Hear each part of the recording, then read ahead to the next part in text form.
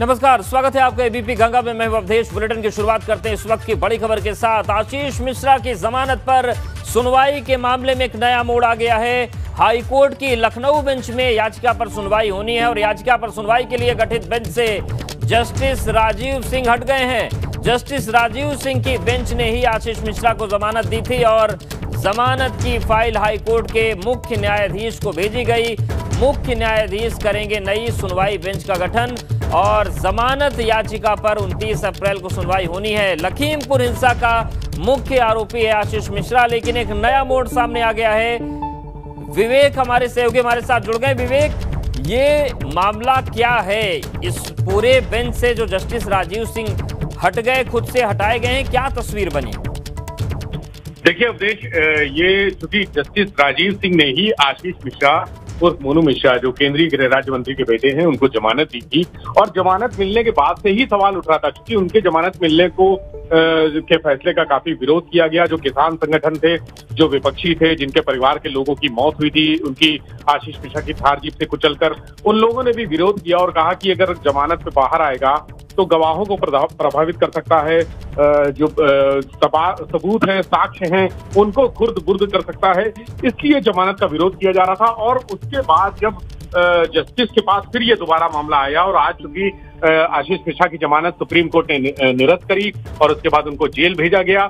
Jail जाने के बाद उनके वकीलों की तरफ से दोबारा एक एप्लीकेशन डाली गई थी, उनकी जमानत याचिका डाली गई थी जिस पर सुनवाई होनी थी और वो सुनवाई जस्टिस राजीव सिंह की बेंच को दे दी गई, उनके पास चली गई। तो उन्होंने नैतिकता के आधार पर, चूंकि सवाल उठे थे तमाम, तो उन्होंने नैतिकता के आधार पर इस मामले में आज चूंकि आज ही से सुनवाई शुरू होनी थी, तो आज से ही पहली जब सुनवाई हुई उसके बाद उन्होंने दोपहर में दोनों पक्षकारों को, वकीलों को बुलाया अपने पास और उनसे वार्ता की। उसके बाद इस पूरे मामले से खुद को अलग कर लिया, क्योंकि उनका कहना ये था कि चूंकि इससे पहले सवाल उठ चुके हैं, इसलिए अब इस मामले में जमानत की जो अर्जी है वो सुनवाई नहीं करेंगे और सुप्रीम कोर्ट तय करेगा कि कौन इसमें, माफ कीजिएगा, हाई कोर्ट के जो मुख्य न्यायाधीश हैं वो तय करेंगे कि कौन इसमें सुनवाई करेगा, कौन जज करेगा, एकल पीठ करेगी या जो बेंच होती है, डबल बेंच होती है, वो करेगी। तो ये फैसला बिल्कुल ये देखने वाली बात होगी कि अब क्या होता है। बहुत धन्यवाद आपका जानकारी के लिए। और इस बीच एक और बड़ी खबर है, बिजली कटौती पर यूपी में सियासत शुरू हो गई है और बिजली कटौती पर अखिलेश यादव ने सरकार पर निशाना साधा है। प्रदेश में बिजली से हाहाकार मचा है। अखिलेश यादव ने कहा राज्य सरकार के पास बिजली के पर्याप्त इंतजाम नहीं है और बिजली मंत्री बदल गया लेकिन बिजली की दुर्दशा नहीं बदली। तो बड़ा हमला अखिलेश यादव ने किया। उन्होंने कहा कि ग्रामीण क्षेत्रों में सिर्फ 4 घंटे बिजली मिल रही है, भाजपा ने बिजली उत्पादन के लिए कोई काम नहीं किया है। तो बिजली एक बड़ा मुद्दा बन गई है।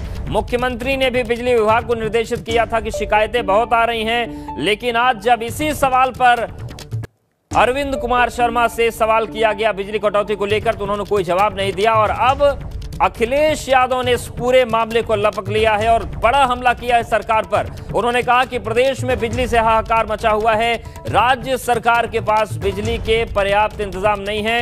अनुभव हमारे साथ जुड़ गए। अनुभव, बिजली को लेकर मुख्यमंत्री ने भी कहा था कि शिकायतें बहुत आ रही हैं और अब ये बड़ा मामला बनता जा रहा है धीरे धीरे। कुछ उपाय है कि नहीं है सरकार के पास? 2 दिन पहले जब मुख्यमंत्री ने बिजली विभाग की बैठक की थी तो साफ तौर पर कहा था कि किसी भी हालत में जो रोस्टर तय है गांव के लिए, शहरों के लिए, यानी 18 घंटे गांव के लिए, शहरों के लिए 24 घंटे, वो बिजली मिलनी ही चाहिए किसी भी कीमत पर। लेकिन आप देखिए उत्तर प्रदेश में इस वक्त बिजली की क्या स्थिति है। डिमांड तकरीबन 22,500 हजार मेगावाट की है, सप्लाई बमुश्किल 18,500 मेगावाट, 19,000 मेगावाट हो पा रही है। तो कहीं ना कहीं डिमांड और सप्लाई में गैप है और इसीलिए गांव में बिजली नहीं मिल पा रही है। जो रोस्टर है, शहरों में भी कटौती है। आज अखिलेश यादव ने जिस तरीके से निशाना साधा है, साफ तौर पर कहा है कि ये अघोषित बिजली कटौती से पूरे उत्तर प्रदेश में हाहाकार मचा हुआ है, 4 घंटे का बिजली मिल रही है। तो कई सारे मुद्दे जो है वो अब मिल गए हैं। संत कबीर नगर का उदाहरण दिया है अखिलेश यादव ने, साफ तौर पर कहा है कि वहां पर बिजली नहीं मिल रही है तो पावर लूम नहीं चल रहा है, पावर लूम ठप हो गया है, बुनकर जो आर्थिक संकट से जूझ रहे हैं। और उत्तर प्रदेश के जो हमारे ऊर्जा मंत्री है ना, AK शर्मा, उन्होंने भी कल एक ट्वीट किया और ये लिखा कि इस बार जो गर्मी है वो बहुत ज्यादा है। बिल्कुल, और उल्टा वो जनता को ही संदेश दे रहे हैं कि डिमांड ज्यादा हो गई है, आप लोग बिल जमा करते रहिए, खुद बिल लेने चले जाइए। और सवाल ऐसे में उठता है कि क्या ये संकट थमेगा? शुक्रिया अनुभव आपका जानकारी के लिए।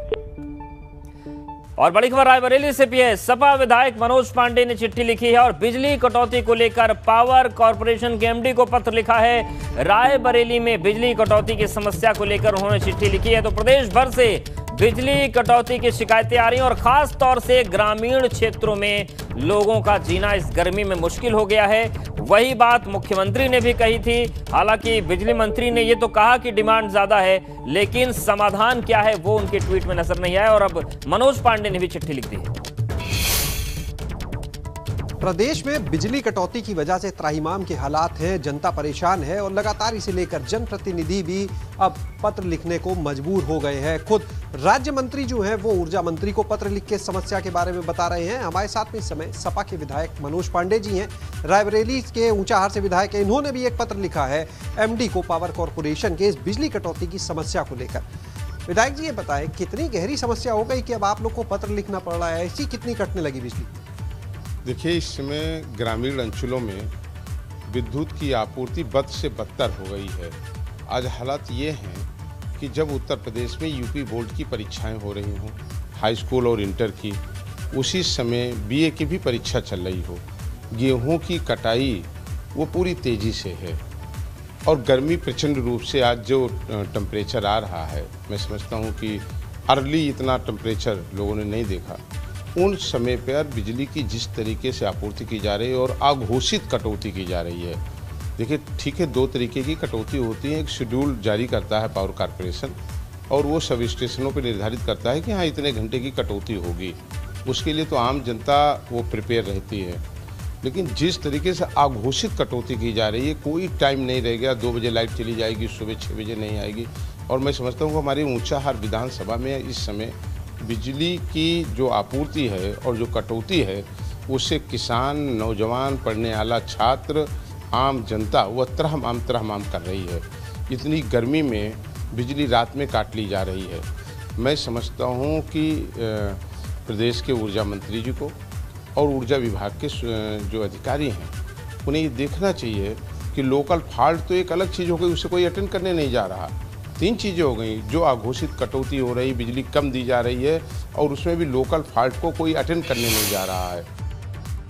और वहीं रायबरेली से ही राज्य मंत्री दिनेश प्रताप सिंह ने ऊर्जा मंत्री को चिट्ठी लिख दी है। अघोषित बिजली कटौती को लेकर ऊर्जा मंत्री को चिट्ठी उन्होंने लिखी और भीषण गर्मी के कारण लोगों को परेशानी का हवाला उन्होंने दिया है। हरचंदपुर विधानसभा क्षेत्र के खीरों क्षेत्र में सबसे ज्यादा कटौती हो रही है। तो ये केवल विपक्ष के आरोप नहीं है, बल्कि जो अपने लोग हैं, जो राज्य मंत्री हैं, अपने ही पार्टी के नेता हैं, वो भी सवाल उठा रहे हैं। और राज्य मंत्री दिनेश प्रताप सिंह ने भी ऊर्जा मंत्री को चिट्ठी लिखी। बिजली कटौती से लोगों की नाराजगी जगह जगह देखने को मिल रही है, लेकिन जब इसे लेकर ऊर्जा मंत्री ए.के. शर्मा से सवाल किया गया तो बिना जवाब दिए निकल गए। प्रदेश में बिजली सप्लाई को लेकर शेड्यूल जरूर तय है, लेकिन तमाम शहरों में बिजली कटौती बढ़ गई है, जिससे लोगों में नाराजगी देखने को मिल रही है। वहीं जब इसे लेकर ऊर्जा मंत्री से सवाल करने की कोशिश की गई तो सवाल का जवाब दिए बिना निकल गए। तो ऐसे में सवाल उठता है कि सवालों से बच जाएंगे, पर इस मुसीबत से जनता को कौन बचाएगा?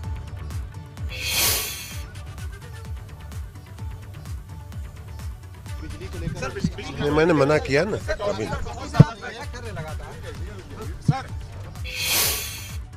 प्रदेश में बिजली का संकट लगातार बढ़ता जा रहा है। जगह जगह कटौती की वजह से लोगों को समस्या का सामना करना पड़ रहा है और इसे लेकर हमने जब बात करनी चाहिए प्रदेश के ऊर्जा मंत्री ए.के. शर्मा से, तो उन्होंने कोई भी जवाब देना उचित नहीं समझा। हम इस समय ऊर्जा मंत्री के आवास के सामने ही मौजूद हैं, आप देख सकते हैं यहाँ पर।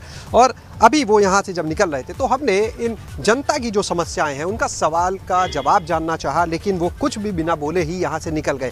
ये हालत है, जबकि खुद मुख्यमंत्री जो हैं वो बिजली का जो संकट है उसको लेकर लगातार निर्देश दे रहे हैं कि हालात यहाँ पर किसी तरह से खराब ना हो, किसी तरह की दिक्कत ना आए उपभोक्ताओं को। दूसरी तरफ खुद ऊर्जा मंत्री भी इसे लेकर बैठकें कर रहे हैं, कार्रवाई के निर्देश दे रहे हैं, लेकिन अपनी बात उन्होंने मीडिया के सामने कहना उचित नहीं समझा। बहरहाल हालात लगातार खराब हैं। ग्रामीण क्षेत्रों में अगर बात की जाए तो सबसे ज़्यादा लोगों को अघोषित बिजली संकट जो है, बिजली कटौती जो है, उसका सामना करना पड़ रहा है।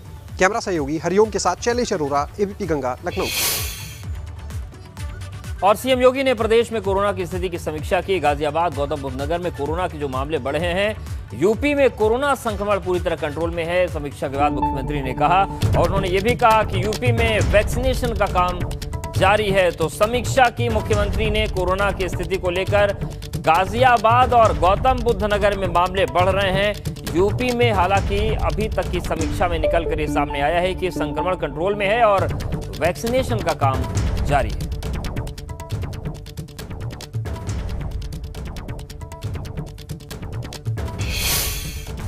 पिछले 2 सप्ताह से उत्तर प्रदेश के अंदर कुछ एनसीआर के जो जनपद हैं हमारे गौतम बुद्ध नगर और गाजियाबाद में कोविड-19 के मामलों में थोड़ा बढ़ोतरी देखने को मिली है। राज्य में बाकी स्थिति पूरी तरह नियंत्रण में है।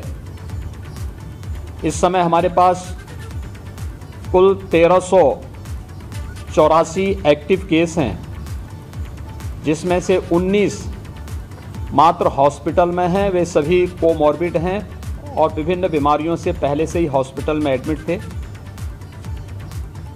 एनसीआर में गौतम बुद्ध नगर में एक्टिव केस हमारे 697 हैं और गाजियाबाद में 298। बाकी लखनऊ में 81, आगरा में 58 कुल एक्टिव केस हमारे पास हैं। प्रदेश में हमारे पास इस समय जो कुल पॉजिटिविटी रेट प्रदेश की है, ओवरऑल पॉजिटिविटी रेट 1.87 है और अप्रैल माह की 0.1% है। अगर हम आज की पॉजिटिविटी रेट देखेंगे स्टेट की तो ये 0.19 है, लेकिन गौतम बुद्ध नगर में यह 5.2% है। हम लोगों ने जो आपने ट्रेस, टेस्ट, ट्रीट और टीका का मंत्र दिया था, इसका पूरा पालन करते हुए प्रतिदिन आज भी हम लोग 1.25 लाख से 1.5 लाख के बीच में टेस्ट कर रहे हैं। प्रदेश अब तक 11 करोड़ से अधिक टेस्ट प्रदेश के अंदर यहाँ पे संपन्न कर चुका है। टीकाकरण की स्थिति भी प्रदेश में 18+ में फर्स्ट डोज 104% लग चुका है। सेकेंड डोज 88% को हम दे चुके हैं। 15+ में फर्स्ट डोज 95% है और सेकेंड डोज 65% है। 12+ में फर्स्ट डोज 55% और सेकेंड डोज अभी 2% तक ही है। एक बड़ी सियासी खबर आ रही है और शिवपाल यादव पर अखिलेश यादव ने बड़ा सियासी निशाना साध दिया है। तो लगातार जिस तरीके से चाचा भतीजे की तकरार चल रही है, उसमें अखिलेश यादव का बड़ा बयान सामने आया है शिवपाल यादव को लेकर। और अखिलेश ने कहा है कि बीजेपी में जाना चाहते हैं तो जाएं। अखिलेश यादव ने सीधा हमला किया है और भाजपा को भी घेरा है। उन्होंने कहा कि भाजपा आखिर देर क्यों कर रही है और शिवपाल यादव अगर बीजेपी में जाना चाहते हैं तो जाएं। आजम खां पर भी अखिलेश यादव ने बयान दिया है। काफी दिन से वो खामोश थे इस मसले पर। समाजवादी पार्टी आजम खान के साथ है, तो आजम पर भी बोले हैं अखिलेश यादव।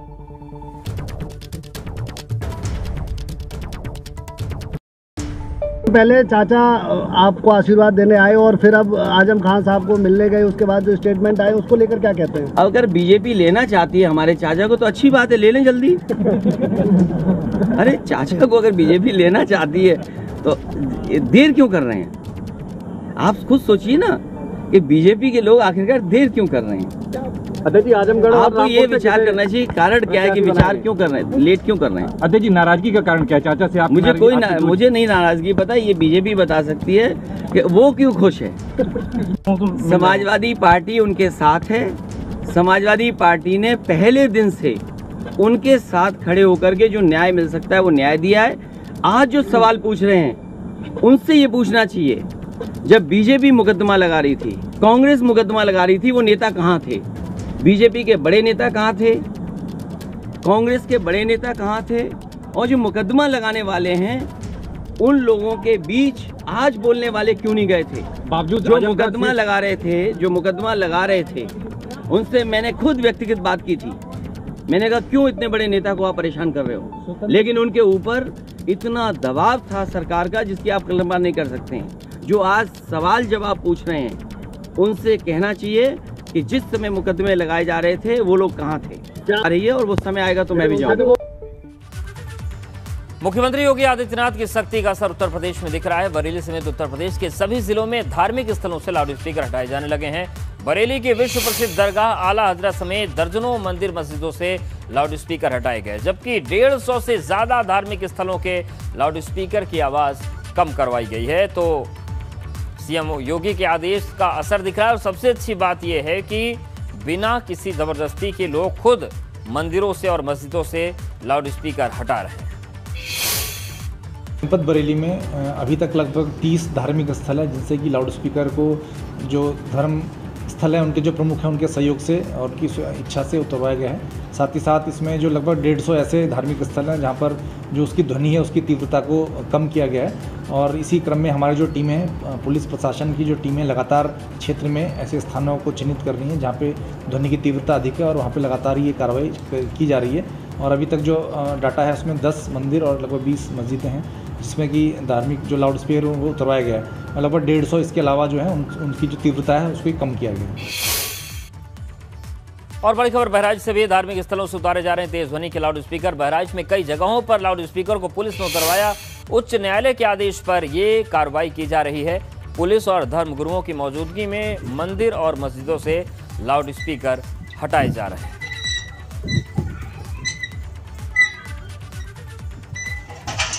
तो बहराइच से भी तस्वीर सामने आई है जहां पर मंदिरों से और मस्जिदों से लाउडस्पीकर हटाया जा रहा है।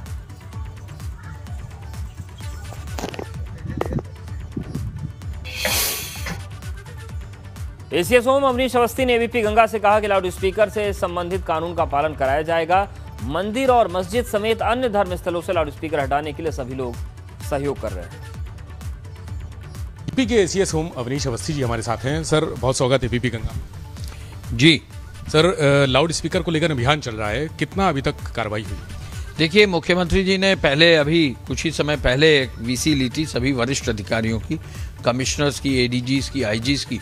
उसमें उन्होंने ये निर्देश दिया था कि जितने भी हमारे पुलिस के और प्रशासनिक अधिकारी हैं वो धर्मगुरुओं से संवाद बनाकर त्योहारों को बहुत ही अच्छे से मनाने के लिए, त्योहारों को जो है भव्य रूप से मनाने के लिए बैठक करें। 24 घंटे में बैठक आयोजित हुई और पूरे प्रदेश के हर जनपद में इन बैठकों का काफ़ी लाभ मिला। साथ ही साथ मुख्यमंत्री जी ने ये भी आदेश दिया था कि जो भी कानून है प्रदेश का लाउडस्पीकर के संबंध में, उस कानून का पालन हो। आपने खुद देखा कि कृष्ण जन्मभूमि पर मंदिर से लाउडस्पीकर उतार लिए गए।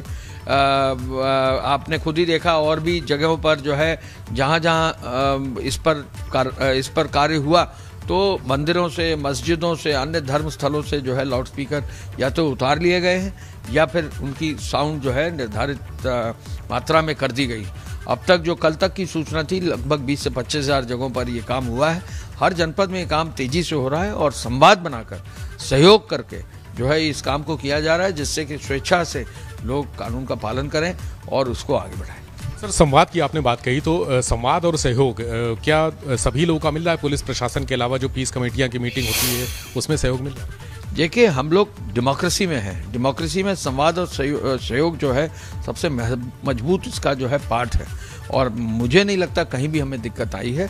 जहाँ भी संवाद बनाया गया है और अधिकारियों ने वरिष्ठ मंदिर के पुजारियों से, पंडितों से, मस्जिदों के मौलानाओं से, वहाँ पर जो भी अन्य जो काजी हैं उनसे जहाँ भी संपर्क बनाया, सहयोग पूरा मिला है और प्रदेश में एक माहौल ऐसा है कि सभी लोग सहयोग से ही काम कर रहे हैं। अभी तक कोई तनाव की स्थिति सर कहीं कोई ऐसी बात नहीं है और इसमें तो आप लोगों को भी सहयोग देना चाहिए और अगर किसी को कोई शिकायत कहीं है तो संबंधित थानाध्यक्ष की जिम्मेदारी है कि इस काम को आगे बढ़ाएंगे और इस काम को आगे बढ़ाने के लिए वो वहाँ बता भी सकते हैं, जिससे कि इसमें हर थाने वाइज जो है हम सूचना मांग रहे हैं।